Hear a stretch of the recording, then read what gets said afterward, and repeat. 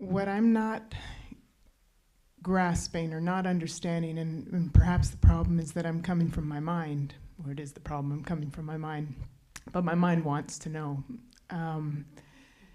The sense of awareness not being limited.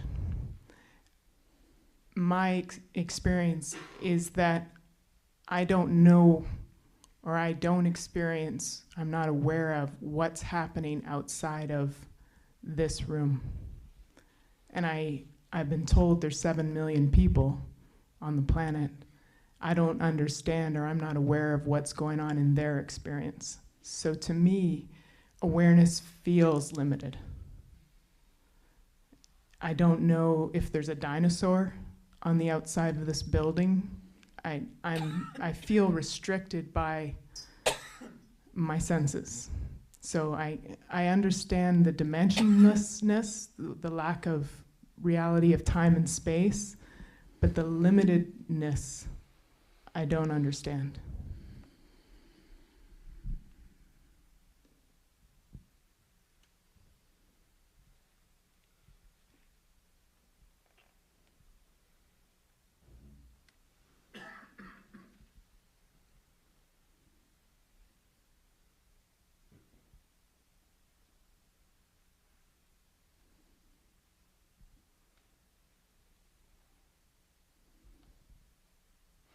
Visualize your kitchen at home.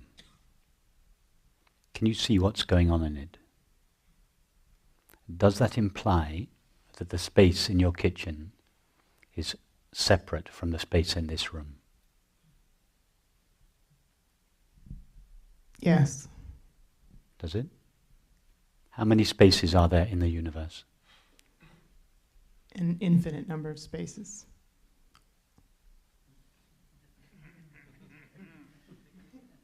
Just think about that again.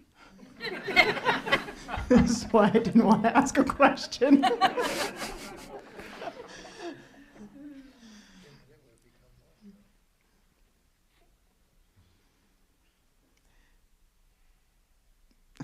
So I just thought of all the mouse holes in the world.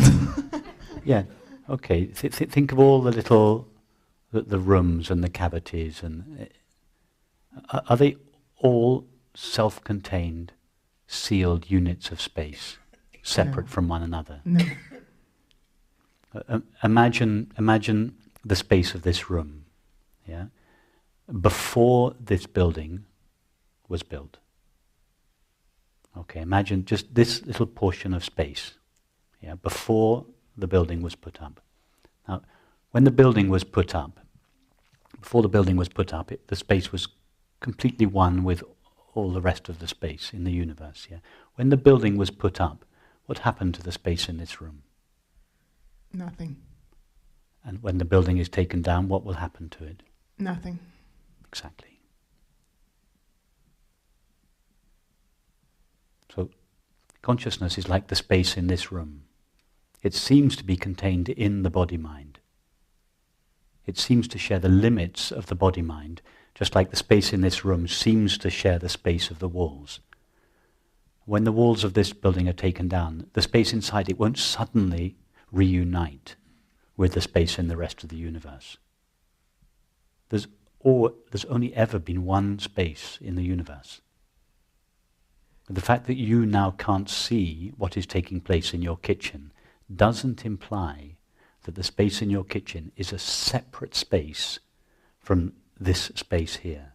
They have always been and will always be the same space. Why couldn't it be like that with consciousness? Why couldn't the consciousness in which your thoughts appear and the consciousness in which my thoughts appear be the same consciousness? And just like the space in which your kitchen table appears and the space in which this table appears is this, relatively speaking, it's the same space. So then what I'm trying to wrap my understanding around is that just because I don't know the contents or I'm not aware of the contents of someone else's experience, Yes. that doesn't mean there's a limit to awareness. It's a limit of my senses, my mind.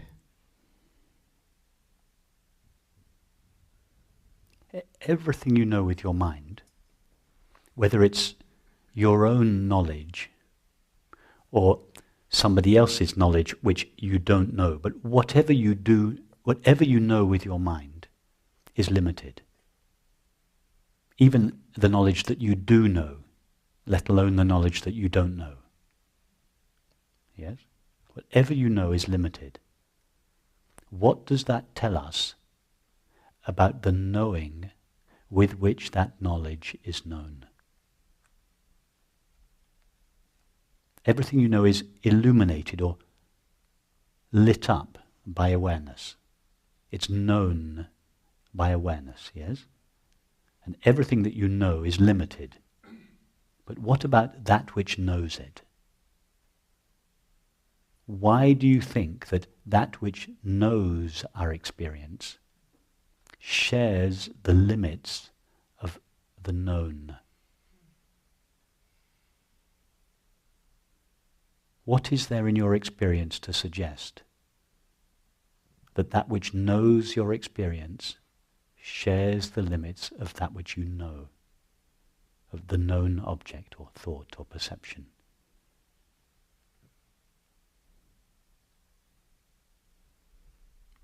I think it's just habit. It's habit. The only reason we think like that is because we've been taught by our culture to think like that. That's what all our teachers and parents, and most of them, our culture, think. We've just been taught to think that, and we've never stopped to check it out for ourselves. We very rarely, of course everybody here has now stopped to check it out for themselves. That's why we're here. But most people never even notice, wow, there is something that is aware of my experience. I have thoughts, sensations and perceptions, but something is aware of that. Wow, what is that? Most people never even have that thought.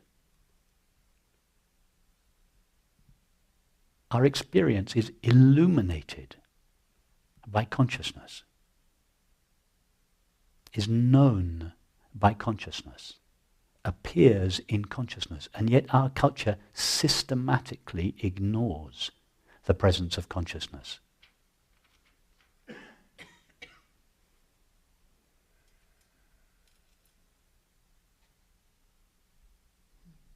I mean, it's hard, once it has become obvious to us, as it has to all of us here, that there is something which knows our experience, it's almost impossible to understand how it could have been overlooked.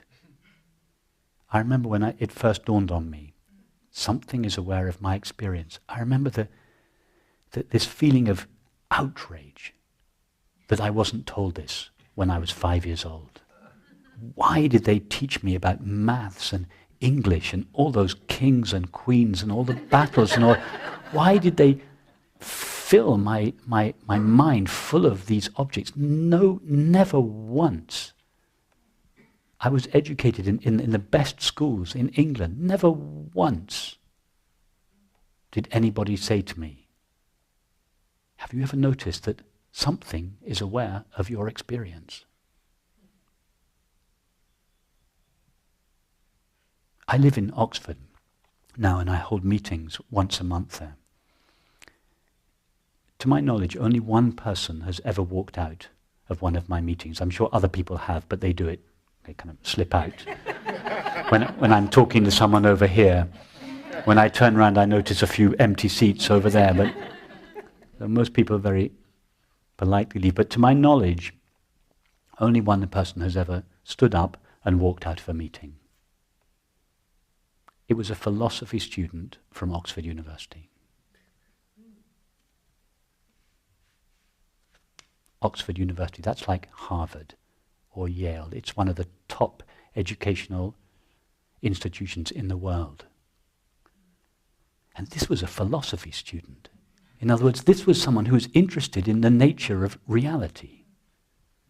He was so outraged by what was being suggested. And I was going quite gently. He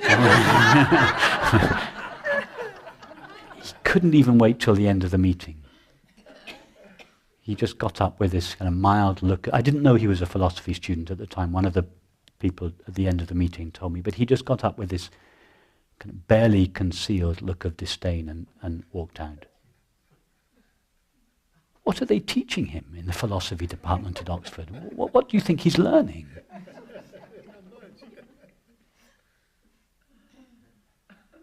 Yeah, you're right. It's just a habit. It's just because we've been taught, focus on objects, focus on objects, focus on objects. And if you're not focusing on objects, there's something wrong with you. You're boring. You're stupid. You're not normal. You're dreamy. You're etc., etc.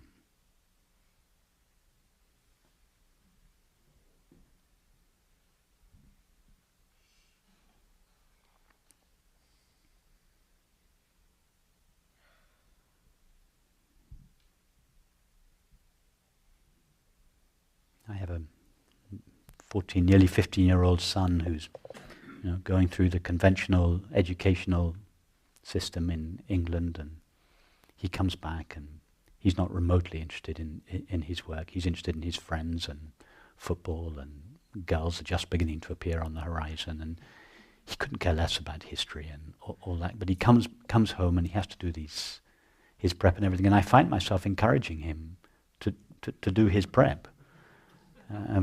Saying, sorry, no, you can't watch the European semi-finals until your prep's finished. You've got to finish your history first. You've got to do your essay or whatever it is. I find myself encouraging him to do it because he's in that system. But half of me is feeling, my heart's not in this.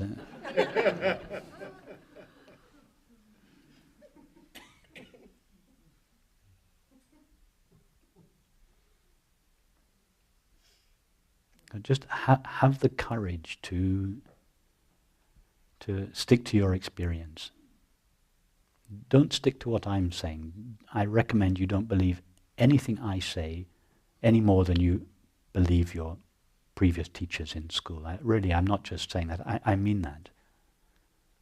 All I'm trying to do is to provoke in you this interest in the nature of your experience. How come my experience is known? I mean, isn't that amazing? Our experience is known.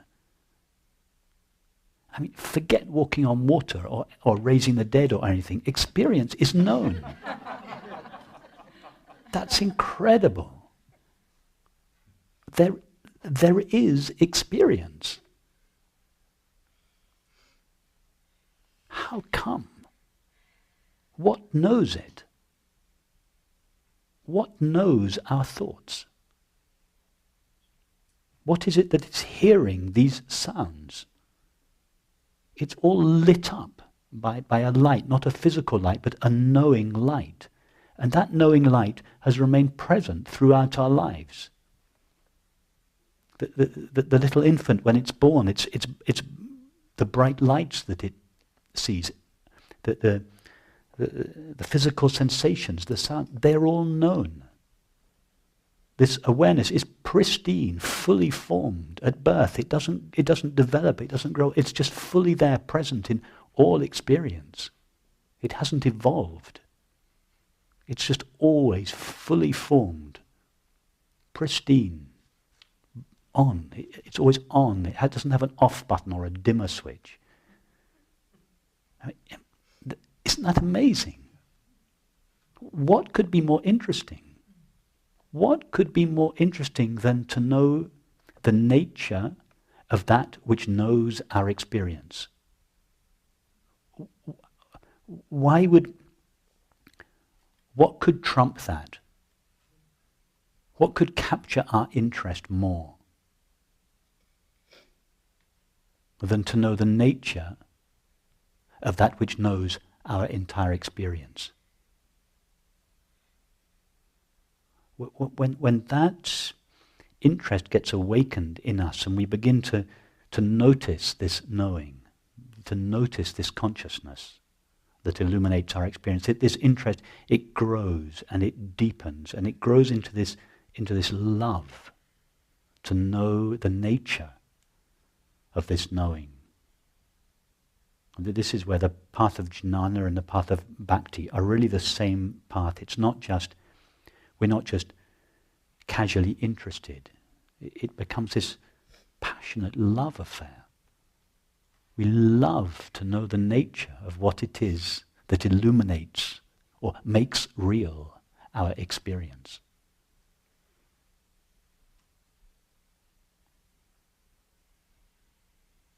And people sometimes talk about their spiritual practice and their discipline as if it was the most terrible chore that they have to do. It should be the most interesting, enjoyable, fun, exciting adventure you could possibly imagine. And if it's not the most interesting thing you could imagine doing, then I would recommend that I'm not talking to you personally now, I'm speaking in general, that you go and do whatever else is more interesting. In other words, we should just be here simply because of all the places on earth and of all the things we could be doing. This is what we want to be doing more than anything else because it's so interesting and enjoyable.